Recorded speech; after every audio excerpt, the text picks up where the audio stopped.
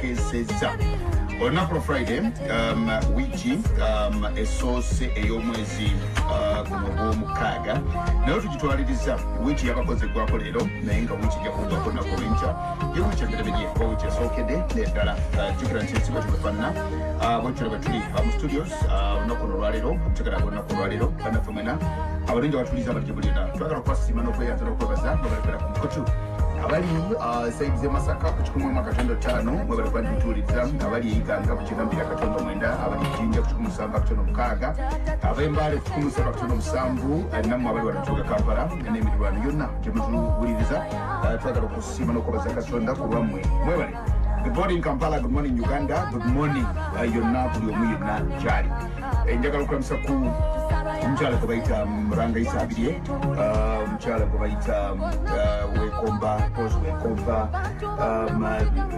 Embale, njagala okulamusa ne ku Dr. Nambatya ne Professor Dr. David Sali. Balamusiza akakenso sera akenjawulo okubanga muli bawuliza ba Lulango ate temuvanga okwo. Ziri bala Kigundu tukutumidde akedde kunkubira simu nangamba nti mpukuna Tamale mugambe nti nataddeko dda nze kwendi era ndooza ne watandikidde okulibanga nti nga mpulirako omusabi yasaba Tamale taliiko ne mugaa nti oteeka okuba ng'oloota Tamale bw'aba anabeera ku leediyo atandika saawa 10 nti okwagala ennyo oyagadde nnyo naye nga Tamale kubira ebbira gye kwayigira namusa kuba naye nze sitera kutumira naye waliwo mama wange oyo ali Embale ajeeri kandi wekomboyo mama we ati simumanyi simulabangako naye azaala badokita ate ekimando badokita bangi mama we Embale yoyo kwe namutiira tandabangako ndowooza naye ku Yidi yagamba nti kumakya nti nkulabika bulungi ku TV nti muka mwanange mbaweereza emitwalo 5 ogule embuzi muka mwanange akujjayo ebimugirye era zikyaliwo kubanga kati tesinza yagamba bonna kati bano bali mumalwaliro bakola bano bali mukibakola naye kale yusi nze bano abasala eddiro kyovumba mbalaba tebali poliisi ekimukubesinga okusanyukira mama w'Embale adye kwenga nti Katonda yeewuunyisa olaba omukukuna byava ku mwenge kati n'okunyega bwe nawulidde ejjo bbanda nga ku radio metro n'akugaa nti weebali kwekuuma nange neesanyuka nga nti mukama ngaakikola bulungi ne korona n'agenda okutuuka nga n'omwenge waguvaako bana abatamanyi nti ova ku mwenge ne batawanika naze byampaka waliwo yali ammanja nange kyeneewuunya neefuula waliwo ebbanja lye naleka mu bbaala obubusiru kakati nze nkugamba nti tulina saawa emu naye gwe ku nkolayo gy'okolamu waliwo puroguramu zinyingi nnyo zengenda okuleka kubanza atokuga nti bajjeko modaleeta nawe mba nkufiiriza sente zokuba nsisasulwa modaleeta asasulwa modaleeta kasita ajja n'ebyo byeyeetisse ne mwetoolera ku nsonga emu kuba satisfying nga bali byazze nabyo kitegeeza temutambula ye ndowooza wano okola program esaawa ne 1 hour and 2 hours anti ziba wasted moderator yali badde nti you are more informed than the person you have hosted. Why? Nga mwenka nti omugamba ekyo si kituufu kyoyogedde si kituufu but once you want to opinion to advance your opinion is far because you end up arguing kakati tekiyajuing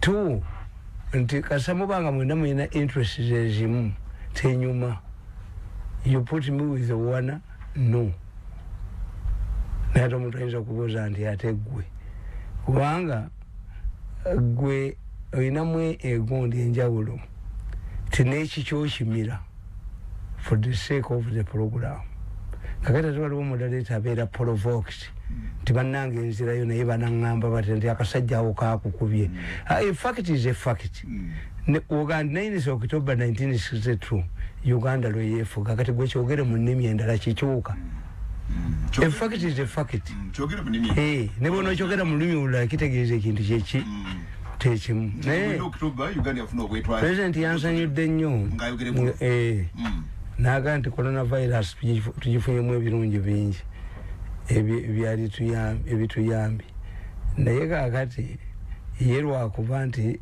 yayogedde kugana amakampuni corona gundi balenze ndirisiki baavuma kadaaga ti eddagala ziririiyo nti omusajja magoola mubbi okalaba kana akatabo ekonaviri owange mungi kyali nja kuleeterayo eryo eddagala nze nalirwaniramu erisikiteeka era kati yasinga okulanga is the leading advertiser mu Uganda. Omusajja oli omusoga bombi basoga ono omuvubuka omuto yalina PhD mu chemistry era factory yabwe egenda kukola for American market. Financial Intelligence Authority ate bali group yemwe eva mu health. Uyo musajja bwe yajja wano professor baba wandikira bonna tebamwanukula kubete yali tayisemo ba mafia muri yako sente niyo akatongole bwe yali kwalita chemicals nona odajogerako naye kwalita chemicals amanyenti omusajja sipula omugagge nnyo omuyindi yajja wano atekemu sente nabano yangamba yatuula mu meeting president yamulaba esaawa nyanga yazze 2 kakati ba minister babiri ne bajja boogera mu Lunyankole tino company ya Bukenya tugisabotage kozi katongole mama we Lunyankole alulira bulungi n'abawulira yasidika katongole bw'omutuyeze kwekyo obula mu kakiiko omu tayina kalimu tayina katongole tayina kakati nti babbye ababbi mwe bali naye olaba katongole yabagamba n'obaga nti kasamujja waawo ne mugamba nti ate naffe abazze okukola tufunye allowance nze temumpa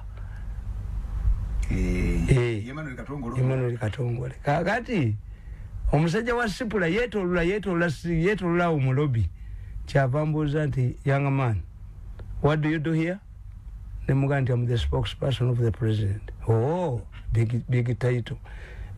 Do you get time to talk to him? Yes. When you get your time to talk to him, tell him is the only president that has kept me waiting for an hour. Naga ntechimbangako era president yabasinkana yabagoba not because he didn't want the factory never ali bamugamba nti agala ntinge 28 million pounds. I went back to them nembaga nti omusajja tiyaganye factory omusajja yaganye garantinga sente nyingi nnyo. You go back, let us fix another appointment mudeyo instead of guaranteeing ogula eddagala lyammwe. Amelia fixed them another appointment. The president endorsed the factory. Yali amanya Amelia yali ayagala mukama we ngalaba ifoti wera na Museveni ekiro wawe yuge nziba nababimbe ebunya ndamasanyalaze tugabye livene solite tujibye nabere no lero ayogera kiri natambula nadde nomulaba ngo musajja sasa atenzo nzabawulya nalaba ebifana byabwe nga boogera mbe ebunya nnyo kati basonda bilioni 10 omu yaleeta 3 omulala naleeta 3 simukaaga omulala naleeta milioni 5 mukaaga n'ekitundu omulala naleeta milioni 3 mukaaga 8 omulala naleeta milioni 2 7 kakati chairman mwavu nnyo kachibbi yena ono omulala n'atoopingako nezifuka 10 billion bilioni 10 ziri mu bantu nga batano bwe batiboka ne bagula n'emmotoka zinenene za taxi ezakajja koziteekamu kampuni mwe bagigula mu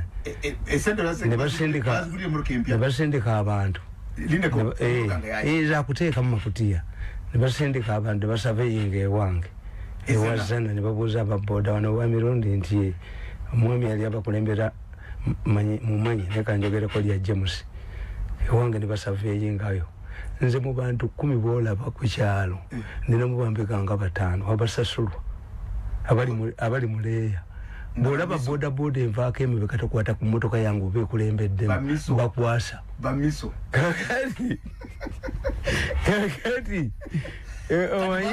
kati bwe batudde sente olyazirina kati bwe batudde ntwe ya pusi n'aleeta olugezigezi. What are we paying for? again n'agenda akola ekiwandiiko nkisayiningi ng'ategedde gye basasulira ate tamanyi nti ye n'okukiwandiika mulaba kati ne bajja ne bakidiscuss but if we give him money without any documentation without any guarantee what if he turns against us? Yes, originally it was a compensation, but two people came in. Now they are insisting that there must be a guarantee. What is contained in the document? One, he should surrender his network because we can pay him when the network is after us. And His Excellency can appoint another person to do exactly what he is doing. President Two, he must work with us so that, because to prevent His Excellency from appointing another man, he must work with us so that we maintain the link with His Excellency. We give him our recorded tapes and surrenders them to the president to confuse him. But to make no confuse the president. And they can do it. Why don't I tell the president? Why don't I tell the president Baba no 10 billion? Kuba ne bifane mwebali. Kati bali se zooming. Omwana yali akola mu UCC. Ne mutabazi. Baye katoshamba baye katochi kubanga bali yabage this is a warrior name ya muzira nabaga Mirundi katumuyina tie tumuyina Mirundi naye ekibi boogera amanya g'abantu kati nge yalese is a billion babogera very dangerous anti ndozo lokubanga bali mu secluded places bali mu hideouts bate ko kubanga kadena kyabadde kimanyi he must calm down. If he does not calm down, these people who contributed 6 billion cannot accept. Kakati babadde mu meeting ne bawuliranga ndi ku beat ku Lwokusatu. You here, he has started with us. So these people cannot release the money because he has not calmed down. Negwe Mirundi mumanyi. Bali abantu babiri bali part of mafia. Bali babadukirira. Cases zino za Museveni ayuyeze ekintu. Kati you live in authority. The good thing is that His Excellency has appointed Nakalema to investigate. But the problem, we don't know. You will not be surprised that Mirundi has also involved himself, has directed him to investigate Uganda Revenue Authority. Ndaba mukifana musajja ina file 10 bwezi za kata shomba yabawadde yava mu CC yava mu Revenue Authority yabawereza file ba experts, but these people at sometimes come late. What can we do if they don't? It is better to come earlier. Nkaga yageze.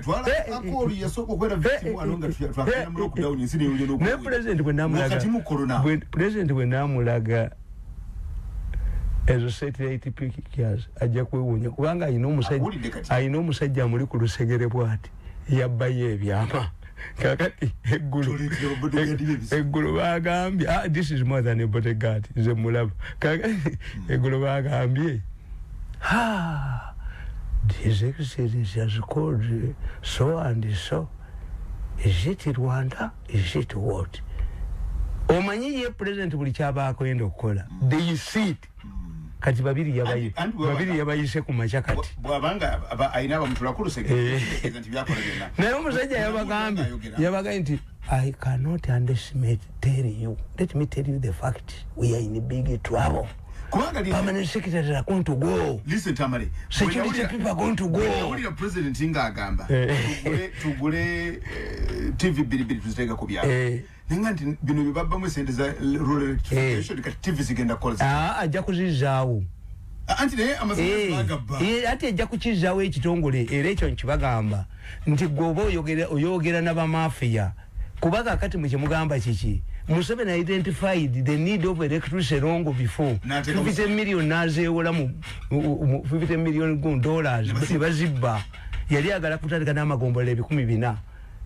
kakati ya idea ye gwolabe yayogedde ku babbi b'emmere ku baaki Museveni yakugamba nti bw'oba okuba obolo concentrating ku kinyusi buli buleke busaasaane ajja kuteekawo pulobu wano bagemere taliiwo ku ssente za coronavirus olaba abadduka Museveni talina muntu we mulungi gwalekaawo without a purpose kuba yakugamba ekigayidinga Museveni nze nakolera emyaka 14 naye Katonda yanyamba nnyo Museveni alina language gyakozesa omuntu wa bulijjo gyatategeera Museveni yagenda n'akugamba nti nakatuula ewange essaawa 75 ekitegeeza nti tayimu agibala naki kakati ekyo ekikolako ng'ateesa n'emmengo ku regional tier 75 hours golaba bino abyogerako tamanyi bubbi buliwo bwonna gundi yaŋŋamba otafiire ti bwe ŋŋenze mu kyogamu ndabye endusu eziwandagala ono mukwano gwe yakiteeze nze ŋŋenze zino si ssente zino si ssente otafiire bamukwatirayo yasindikayo hope yaga nti muganda Mirundi nkubuli mutani wa Mirundi kino kitimba nze ntemye kutesa teyakoma mu ddooko Bukenya teyagenda chairman vice chairman teyakoma mu ddooko Mbabazi teyakankana kyali kibatutte bonna n'atandika okunoonya akalulu ng'akanoonya ne mukazi we bannanga omusajja mu mugambe gyavanga watangaala ng'ali nabo ne tugenda mu America buli gwe yayogeranga naye ng'ayogera gavi nendaba ng'anyiize bwe yakomawo bayola baamukula kayikula yayola baamukula ne box ne fuka bawulo n'aziyiwa ku ttaka olubuto luyingira baseka naye emiranga mu zzaaliro gwerinda ababbi ez'emmere ababbi ne mubba biliyoni 5 ez'emmere ng'abayise n'ababuuza nti mu Kampala mulimu abalonzi abantu bameka njagala kulookinga kaakati nno yayogedde ne Uhuru Kenyatta nayogera n'owe Tanzania n'amugamba nti waaye ewange nga bigi expensive naye bano abalwadde abaki namugamba nti 3 kitundu dola 3 kitundu ng'okozesa kiti kimafuguli n'agimugamba nti yeno nga ne Kenya gyeri ono agigula 65 bali begigula 3 kitundu gwe munnanga ayina abantu olukumi olulamba gw'obajjanja botya nti kankubalire ani abala Kenyatta bagenza okulaba nga munna Uganda ali mu goba wa vitamin zizokka sente zimugendako okumujjanja bazijenja banna Kenya 5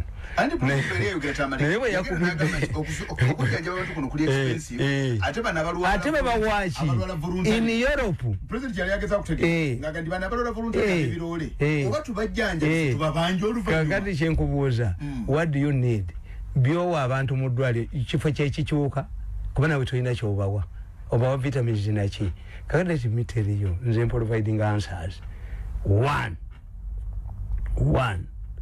ezo quarantine centers isolation centers muziwe prisons authority bagere makomera nga bebazirabira with their expertise two muziwe missionary hospitals temujja kudde kulaba bebanoonya anti bano bakwata omuntu bafune sente abantu basinga mu wizo tebasi balwadde tubateeke lacho hospital anti bano abanoonya tebajja kunoonyeza baminsani kuba obagwamu coronavirus ajja kubula kakati kabiriiti yazze kabiriiti yakomyewo oba yayitiddewo oba yakomyewo ne lisiti y'abaminisita be yakwatira omuzimu gwa Museveni n'amulaba kati bannange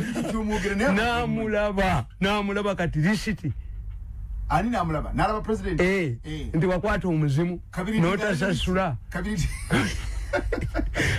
kati bagenda kusiribwala bagambe kati bagenda ganti yazze n'obulwadde Tanzania bamukwate mumukwate mulabe naye nabajja musibira ku 10 zokka zijja kuggwa afiirayo kabiriiti reloaded ate emizimu abaganda bakwata emizimu naye what they do omanyi bino ebitanda ebyammwe bino ebikka wansi bikyamu omuganda yakimanya tekinologi okukwata emizimu gyali ateeka ekkala y'amazzi wansi w'ekitanda omuzimu tegusala nnyanja ekkala y'amazzi oba baafu wansi w'ekitanda naye byammwe tegugenda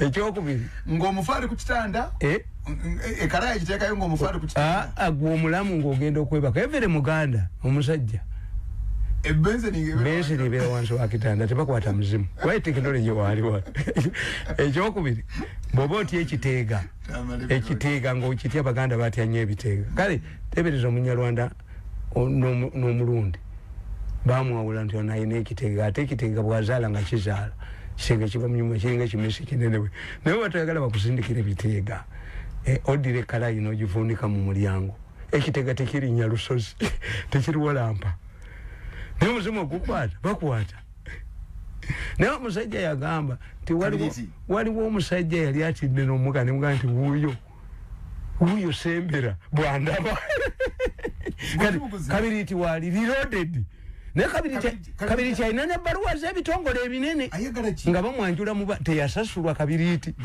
anti aloga kalulu akuyitira omuzimu n'oyogera nagwo olinako sajja aga nti waliwo eyali asiraanye ng'obwa minisita bumulemye kati Saida Bumba kati president yabagamba nti muyite ababutoda abalina experience tebajja kukola tebajja kola naye sebo Saida Bumba w'economy bwe yawandiika ebbaluwa nze nange teyampita.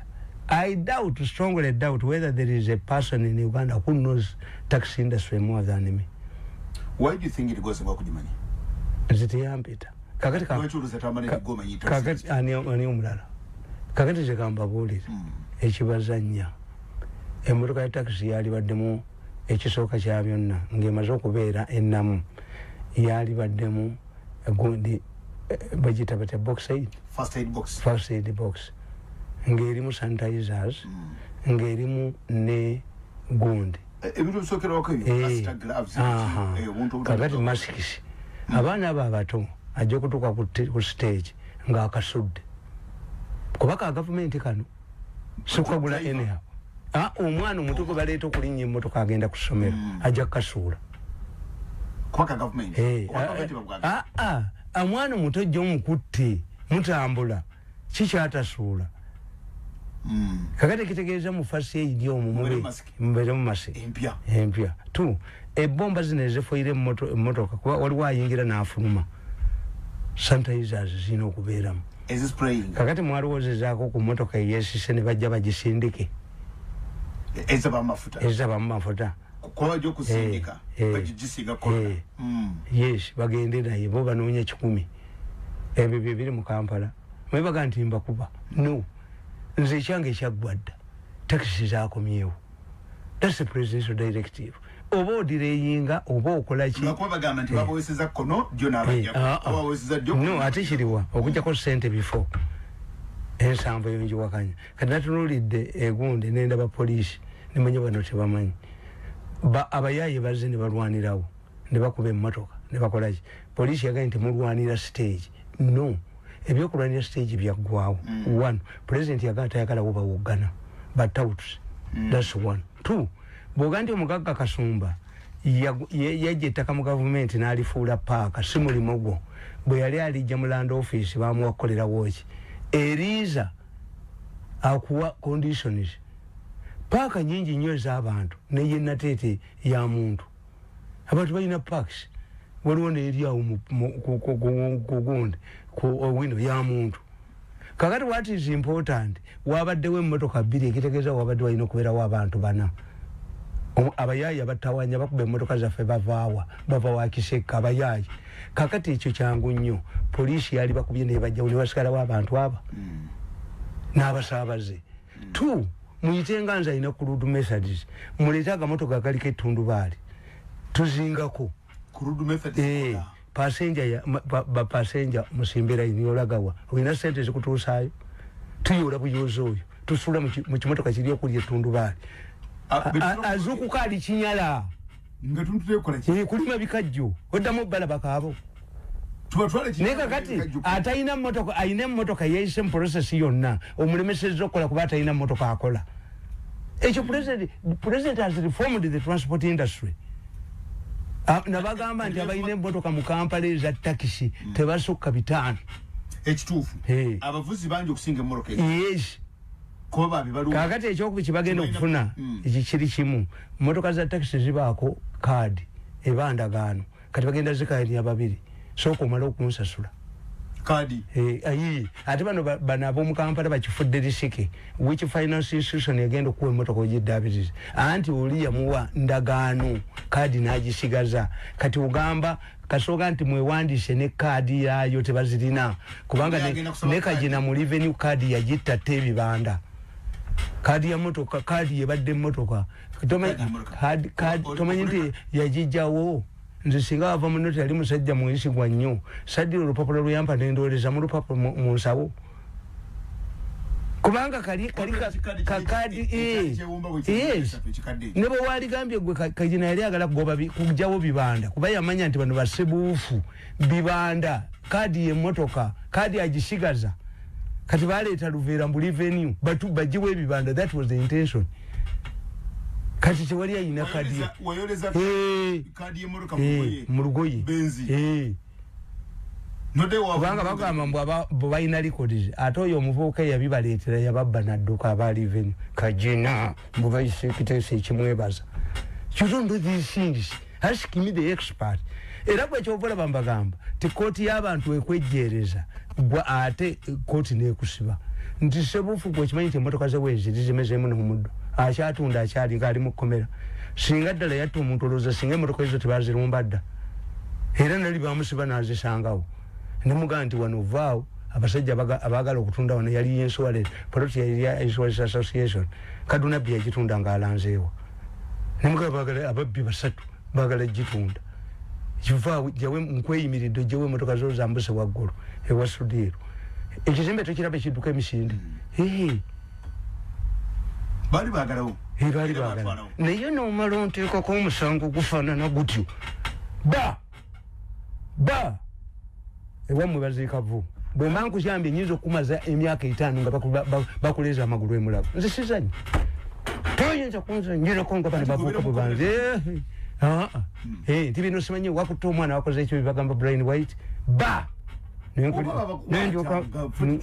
byabulimba abakazi abo akabado kyakajjukira akasibya abapakistan oyo omukazi baali bamwita ovungi era nengenda nibagaa temumuwasaba emmotoka simanyi basaba emmotoka abo abakazi akawala kayina enziko bagijjanjaba bakasuula mbalala naye nga bakabyemu nga non-government organizations zicontributed $500 million ate department ya gavumenti emu yali egula emmotoka nga abapakistani abo be bawangudde ettenda bano ne bagamba nti mubadde ntinge ate kampuni eyakutte omuwala aganga raping ate asobola okufuna naye ebyo nobinkola bano kyembakozeeko emyaka 7 batagala.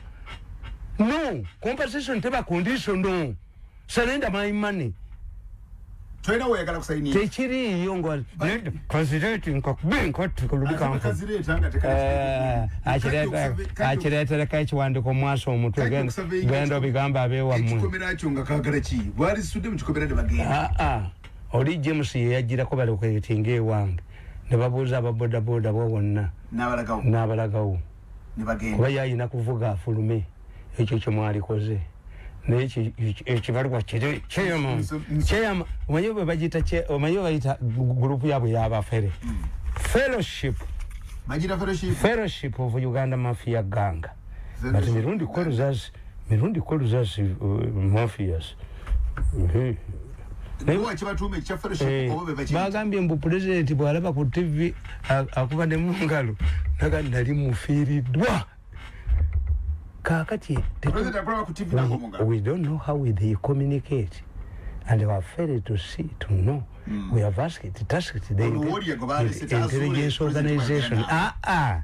Warrior yaze kulema bakwata ne baleeta gonde era nisi wa chairman we yalese nisi we yamwanjudde kakati onaketta Museveni aga katushambi simanyi katushima.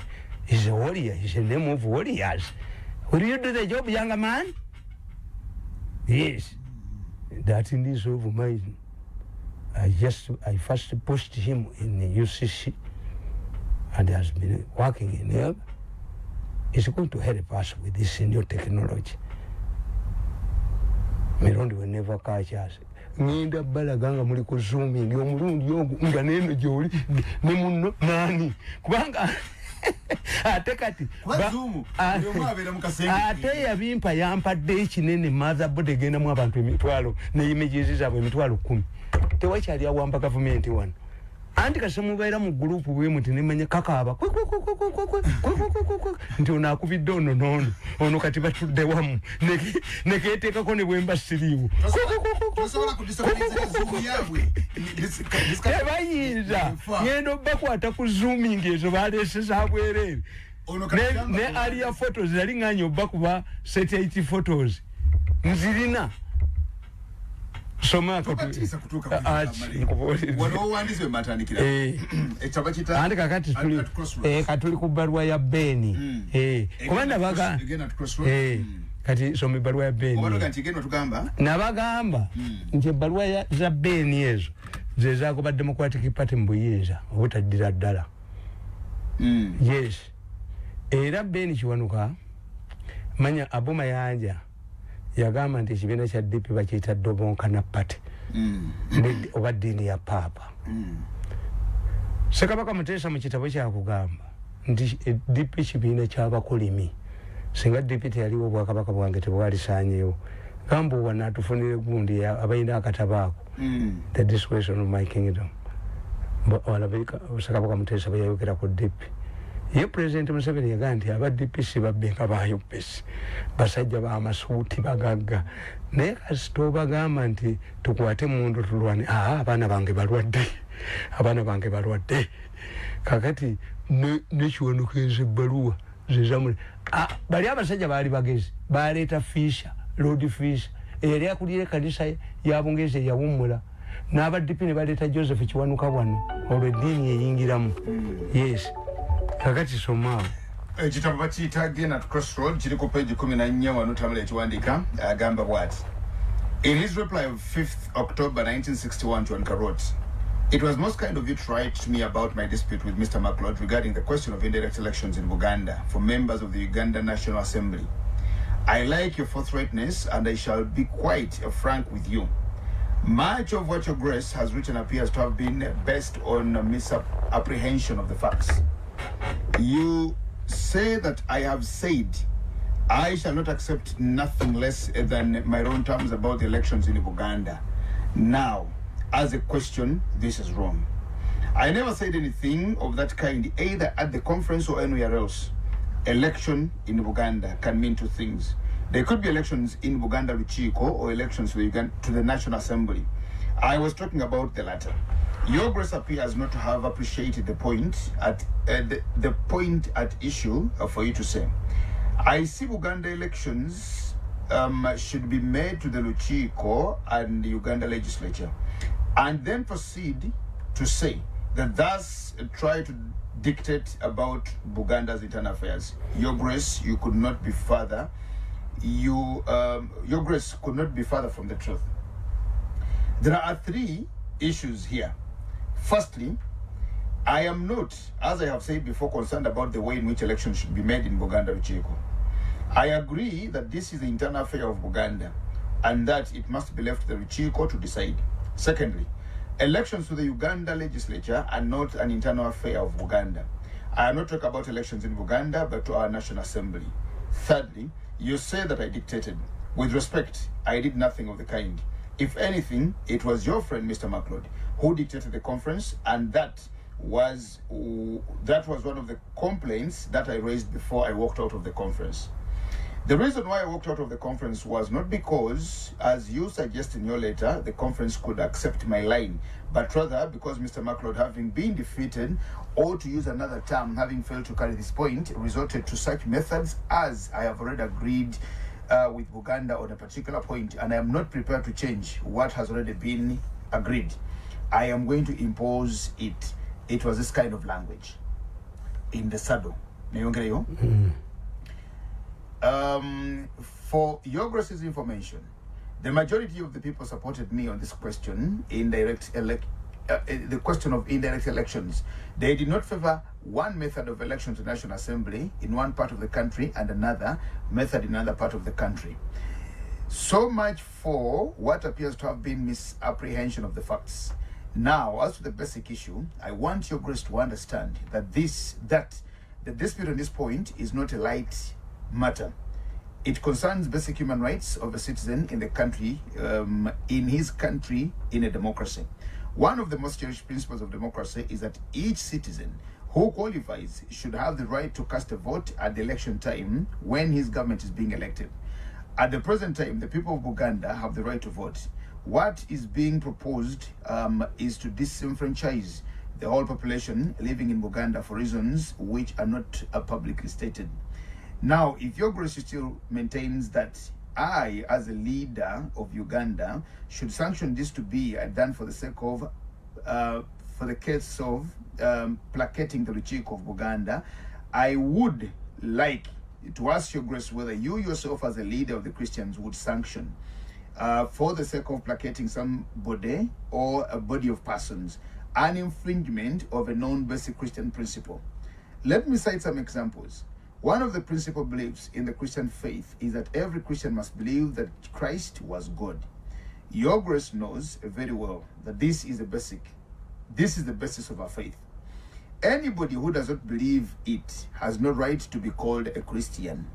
Now, as I said, you can, as Archbishop, a servant of Christ, and a teacher of his followers, agree for the sake of pleasing a powerful friend of yours to preach publicly or to suffer anyone under you and in your church to teach others that Jesus Christ was the real son of Joseph and Mary according to the flesh and had no divinity in himself, as Muslims say? Or would you be prepared as a leader of the Christians to marry in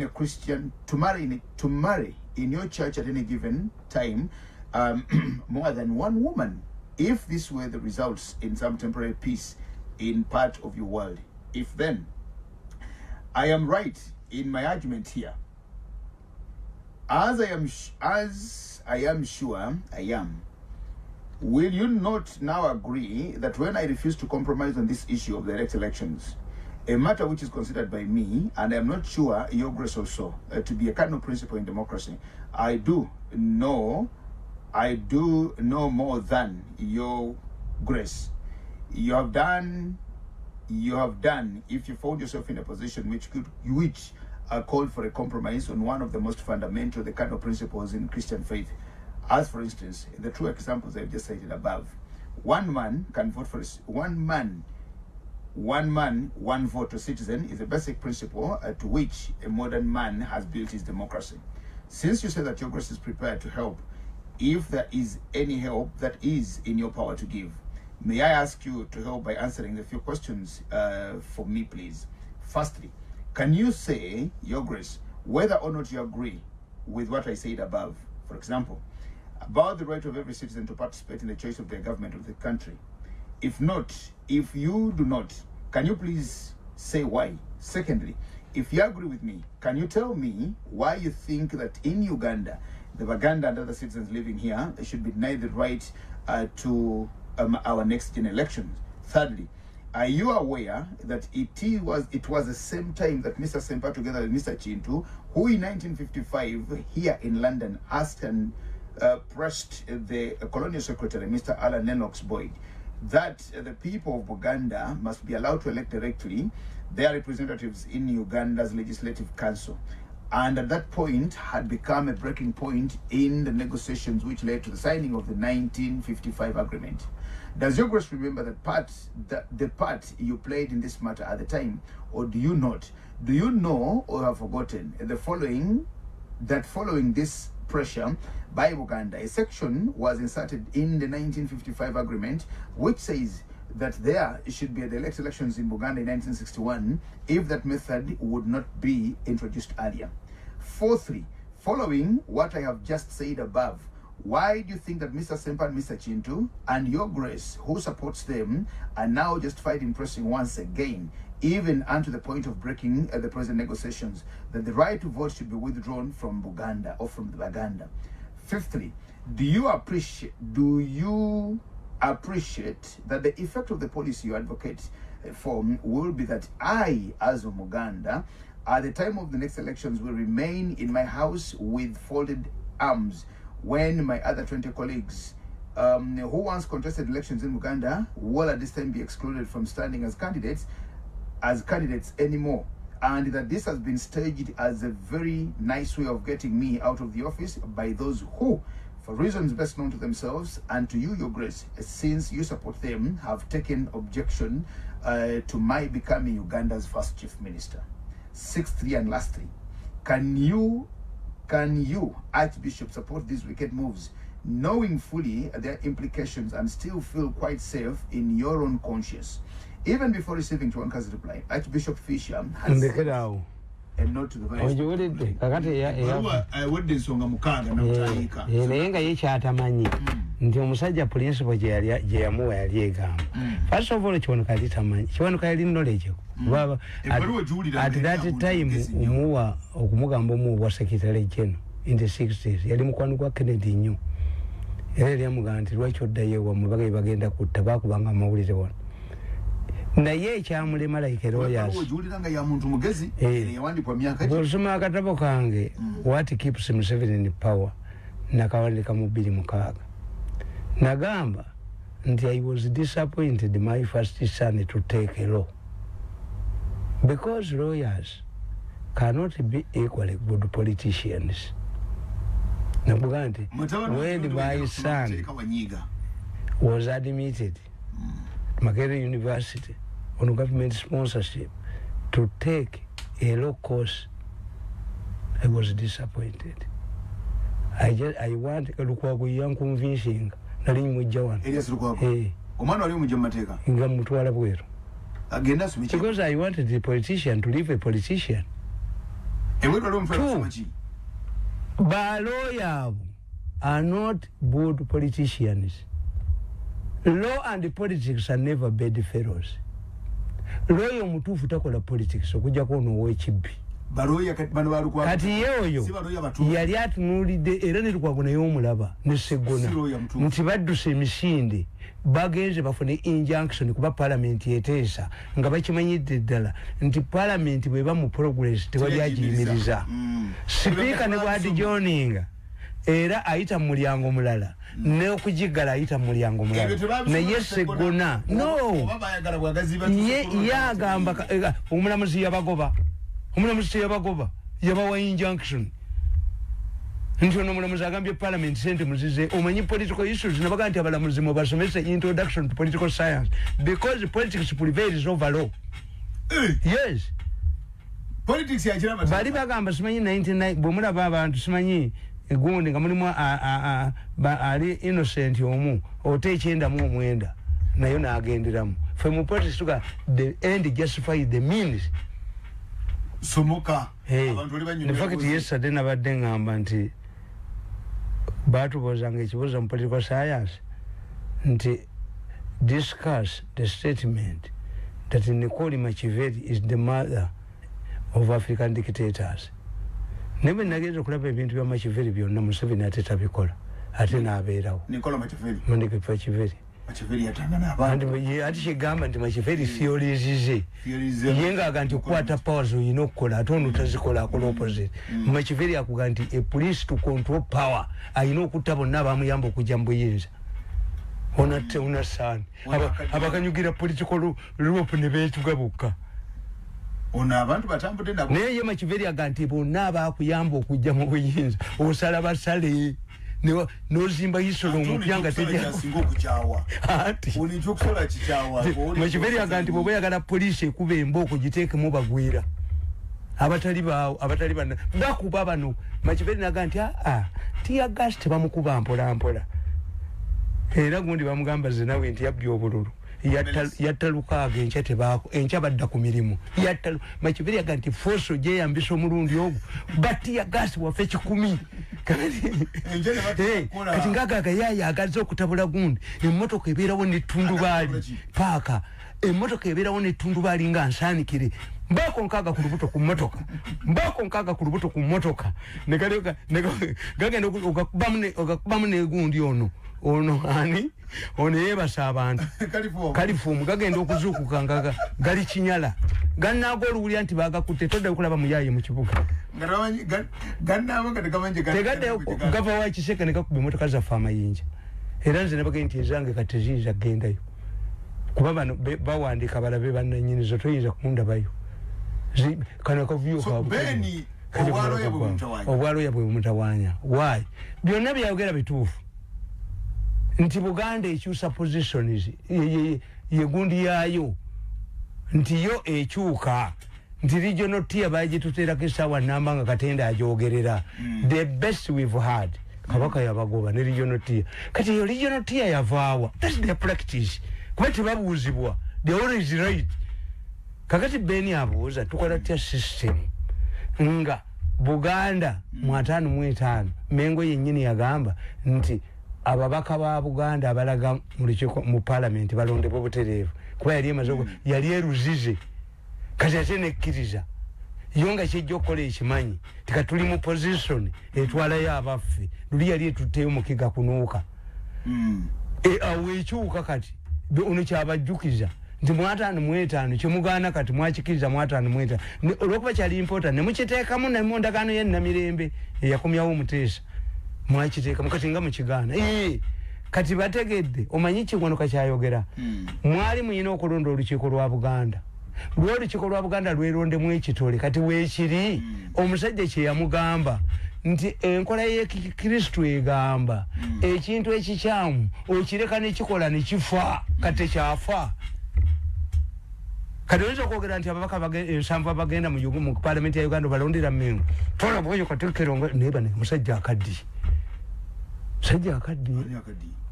Mengo eringa America ajanga muto ebizibu byayo omanya abasajja bakuba akafaananyi before marriage nga njiriranga gwe after marriage omusajja akaddiye tewali atatya bizibu omusajja akaddiye siyuli ani akaddiye naawe omutegedde lekaleka kutuma lyabudde wano akaddiye omutegedde namulaba jonga alanga bino ebyakona ninga ono mutowe oba mukulu we ebizibu ebiri waggulu awo anti tebifugibwa bategeevu no abategeevu bafugayo balinga bano nti nze Mirundi president okumpa omulimu tulina okukkiriziganya nti ngenda n'ennyondo mu office okubeta ente agiyingiramu kati office yaki president iza ko baba nomba menye jogo lya nti kakati kankubuli nti kiwanuka omutegedde tikiwanuka yeebuuza lwaki ate tusooka kulonda lukiiko kati atali memba wa lukiiko togenda kulondebwa era kiwanuka teyalonda omusajja yamuwangula was a non-voter nenga bamaze okukola piyagulamu amaze okukola amateeka g'ebyokulonda tiawanguddwa mu kulonda alina okuteekayo omusingo gwa siringi 4 ze paundi 2 nga tebannagusala who had that man at the time kakati kiwanuka amubuuza ti owaayi ongamba nze nkyuke as a democrat nzikirize byogamba naye gwe singa omusajja akugamba nti Yesu si mwana wa Katonda mwana wa Maria ne Yosefu ng'abasiramu bwe batugamba okikkiriza gwe ng'omukulembeze w'eddiini kyoyagala nkole kinziremu namugamba nti kwegamba osobola okukkiriza olw'okusanyusa abalala gwe nga munaddiini omukulembeze w'ekkanisa osobola okukkiriza ogatta abagole abasajja abakazi 2 n'omuntu omu nomenya Christianity kakati ate oyo omusajja yamwanukola mu bbaluwa eddako n'amugamba nti abyoyogerako tebifaanagana. This is divine, but God never gave us a divine political system. The purpose of this 1962 constitution is to achieve independence. We know it has mistakes, but mistakes are deliberately done for the future to rectify. If a constitution are made perfectly, then why will the next generation do? Laba umusajja fisha twakakola constitution mmeka. Ensobizi tekebwa. Abalijja maaso basobola kwako balongo. Yes. N'okutagula mwiri.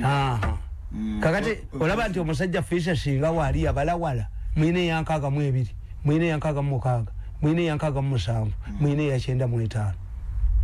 This is what the man said, that the constitution are made deliberately with mistakes so that the future generation kakati chimba government politics and law and never bed fellows ezo constitution zonna bwozisoma mulimu ebifaanagana tukiita gundi the Bill of Rights. Muna Uganda tasibwenga bwati bwati abo baloya ne bakuba mu ngalo ne balabye ko constitution nga bagiwerekereje omuntu ku CPS walina nyo constitution square we yali badde awali baddewo ne copy ya constitution walabye ko constitution nga etambula egenzo kujja omuntu basi kakati kumenyera abangereza a quote of their constitution is not written. So politics, you must understand. That's why I say judges must learn introduction to political science. These ministers before Bakolenga Kadaga, the Rebecca Kadaga Parliamentary Studies Institute. Ababisibo n'abava mu byalo ne muba muleetera mu parliament abatamanyi standing order abatamanyi gold information rules and procedure bajanga kumala emyezi mukaaga mu Rebecca Kadaga. Tamanyi nti point of information muno yagikuwa yolwogera point of information ngakwata akazindalo mu mateeka agafuga parliament mu Commonwealth. The moment I stand 3 times nga speaker tandaba I protest. Bano bekwesiwe batagala babalabe mbuse speaker tanonda. You can even go to speaker. Kakati batugamba okukola okuteeka ku constitution court. We don't have constitution judges. Tubalina. Ate baliwa. Tebasoma bya constitution. Who tells you? Yeah, tebabisoma. Boyinza kanti constitution ate yikola ka apiru. Nti wewe tabikaga nti oli mulalu. Kakati ate bakutwale mu ddwaliro eddala. Nedda. Kakati abalamuzi aba constitution court ate nokola apiru mu Supreme Court. Tewali balamuzi basoma constitution. Ati kubulite. Kakati today there is a constitutional crisis in parliament. Nti do we have 2 speakers over this one is like a vice president? A deputy president, deputy. Na yes speaker. Still a speaker and a deputy speaker. Na yebo mbiba speaker. Ola bakati debate them. Chechiri Kenya. Yes. Ye uhuru yakoze executive order. A full vice president, deputy president. Staff office of the president. Yes. Kati chiri chawade cha president. Bachi je. Yes. Kati yakoze executive order. Jebaita office of the president. Kakati obuyinza wona bwa president. Anti tamujjawo. Kakati amuwambi. Luli deputy president. Obadde tumugoba. Nti bajjabo ombi Joyce Banda yalemerako. Kakati ono yafunye baloya babagezi ne bakikola politics. Kubakati banakola ki? Kubanga babadde baganti in the presidency babadde bashiyari nganeru bajira ku ballot yemu alonda na ngana kakati in order ya choose kakati fate atakanye hamba yali akituletedde mu proposed constitution proposed draft. You must get a running mate nebakijjamu nebigana bitwagala okugeza kakati twali badde tugamba nti constitution gundi lawyers and the constitutional judges are not available. Kubanga emisango ja constitution giba mitono naye nga twateekawo constitution court kati baali baddenga makerere eyo nga gye bava abasoma constitution law tebaliiwo. You don't have them. Ate constitutional court neramula ate n'ogenda mu Supreme Court nti omulwadde wange afudde naye nkyawalaze empaka nze mbalinze ku kintu kimu we mugenda okulabira eŋŋumi nga zivuga mugenda kulaba eŋŋumi nga zivuga nabano abambala ebijolobero bano abo abanoonya abantu abatali balwadde eŋŋumi ejja kuvuga ewange nembwa nzite balungi abatali balwadde anti eri mu kalantiini batwala $6 buli lunaku okubajjanjaba nga ate babawa byabwerere zimpe ewaka abaana bange bansibire mu kayumba ati nkubuulira kakati kankubuuza mbagamba nti Minister Harris oyo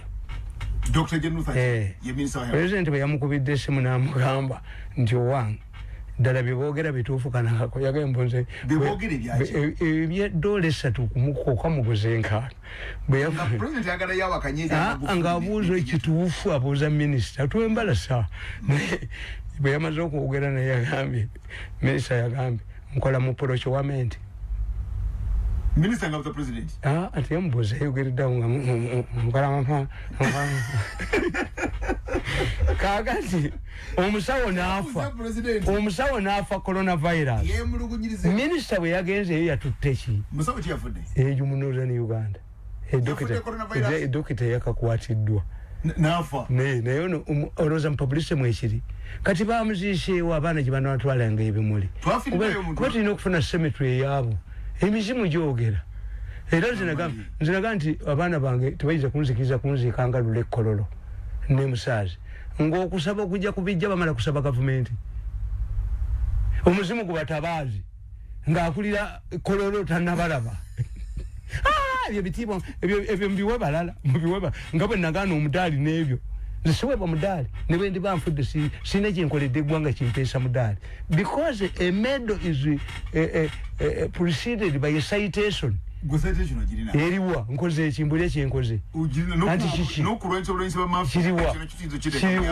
omulamuzi Chifu Magistrate yayita President Kagame mwetaaga mu kooti naawe ayoka kabuye ng'ati omukwata naye nga Chifu Magistrate nakuba bamafiya eyitale Chifu Magistrate yakubanga mukomera nga balamuzi batya bwe bati kuba be babaleeta kakati abaana ba Lukuya basoma Dokita Lukuya celebrated doctor batabani bange banga nti bava mu medical school nga tebalina ssente.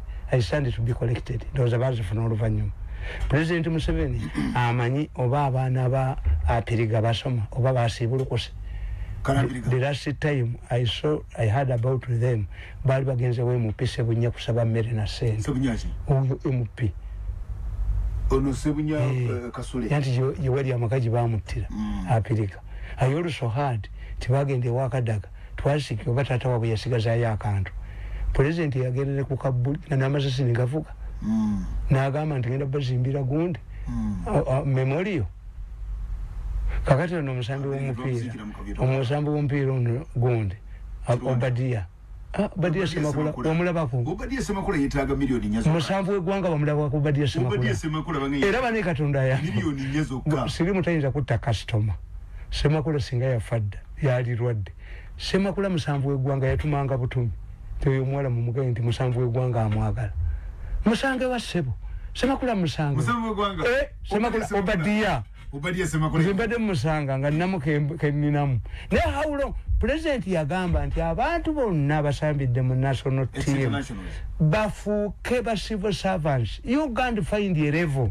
Bala DC bachi so that bafuna benefits. Kubanga Obadia bangambye mwetemina series mujabbawa kubanga ez'okubaka embuzi kati banoonya fufa no banoonya magogo no yo gavumenti ebakoledde ki nalabye ekiwanda n'enseka alwanira Namugongo anoonya Mwanga olutalo lwatwala Mwanga. There are two important points.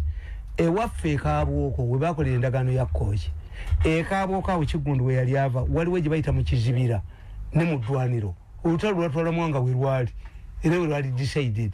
Mwanga yali akomandinga amajege kale atalina mobile phone ng'asinzira minziro mu lubiri lwa Kabaka ono alwanira gundi. Oyo minister tamanyi na monument. Enyumba ya Ben Kiwanuka yajjawo bagisenda.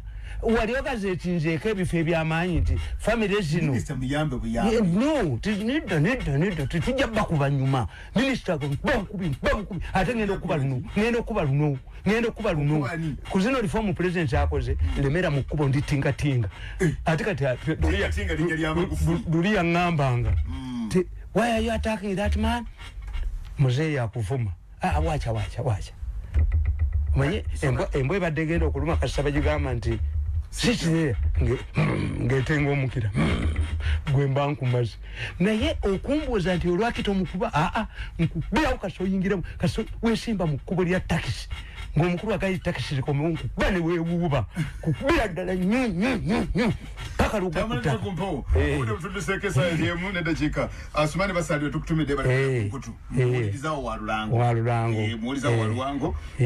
oyina n'omuwala akola ku Bukedde bamuyita Nakanwa yo bajja mugoba olw'okuwuliriza Kabusenga ne Kulubya embeera gye balimu ogimanyi mukwano gwo Kabusenga n'alaba embwa eyiseewo egyatamanyi tadduka anti yabadde awagira bano era bwe nkukubira katambi baga nti ezo empapula monitor red paper obusava zafadda kati obusava yakubye mbo tumukunde jivuze hope kubali bamba bazibane kwega yategeraganye ne president nete lyakiwakanya teryakiwakanya oyo tumukunde give obusava lwani kati yo confusion tese confusion nete lya bakimanyi nti kwabo tewali akiriyalinga teryazayo mupiira kakati ekyo bano bannange esente mwazi kunganya and surrender that money unconditionally omuyinza okukera we muzitadde nga nazikimye nyinza okuweerezaayo tuli mu negotiation n'obusajja obutambalanga anti sente zaffe bayinza okukera kumakya we bazirese nga tewali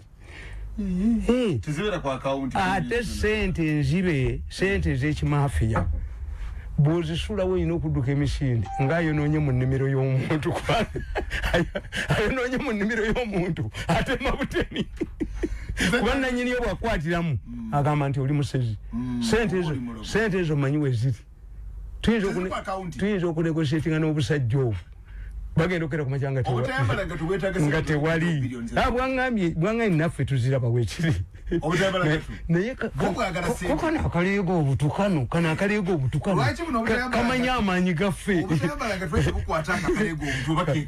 kaleega obutu. You see, what are we buying? He must do this and this. Mirundi, can you intimidate Mirundi? Nga musango gwa muganzi gwe yampabira waliwo contract yampite wena ngamba millions zino bitano signing ngati omusango guje mu court na fuluma bufulu. You talk about 10 billion. Is it the first 10 billion to have landed into my hands? 10 billion is nagamba unalipo kutesha ndi gwozi ye mu bwavu n'ontusa woli. Nina kamenyeza nge 10 mpa milioni 7 kamenyezi jewo naagana mga tugenda kulwanagana toyiza kunziza mu bwavu samkuteza nanga toyina sente nemuka kujizinga kwe bajja sente wajjayo ku makyanzi najja lwagulo kyovula bagute wampulira sakuba basi nenzijawo kati yakuwa sente yagana naye ate nga kuteesa ye muntu kubasinga okuyamba obulamu bwange. But when it came to kukunziza mu bwavu kati abayazintereza kuteza sente atazizeeyo era yankubira essimu nasula kinnuma yangendu naye lwaki onvuma nimugako nali busikuvuma ba interpreters be babiyinterpreting naddamu okubiri ekiro n'emirundi lwaki onvuma nimugako kulimba nenvuma kuteesa n'abakazi banoba bamanyi what he did kutesa tomuvuma no bano buntu ye possible bugenda tebuyinterpreting. Nyamu very mindful. Nti bagana baggalawo wonna wano gunde bazigala ne bagamba mbu ogonde minister day bagamba ki oba mu mujeko ekifo kyammwe saawa kifo ku radio gundi pastan ono wa Kingdom FM nagamba ye bali jinteka kungu yeyita abalokole nabaga kakati mu abayina radio muwera kimirundi ekibuga Katonda yakituwa natuwa musisi ati wakyakuba musisi Kayongo mukazi we oyo mugenzi yasooka okutunda Bayibuli mu Uganda okuzigaba. Kayongo simulokole. Kayongo mulokole nkaje. Yalita museri tawambye owino. Kape ezirugavu eri mmesi ezirugavu tugenda. Nze agenda sema kwa kusoka mukama batukumira no musibe bulungi mweraba. Njagala kutunulira ochola ne muzeyi.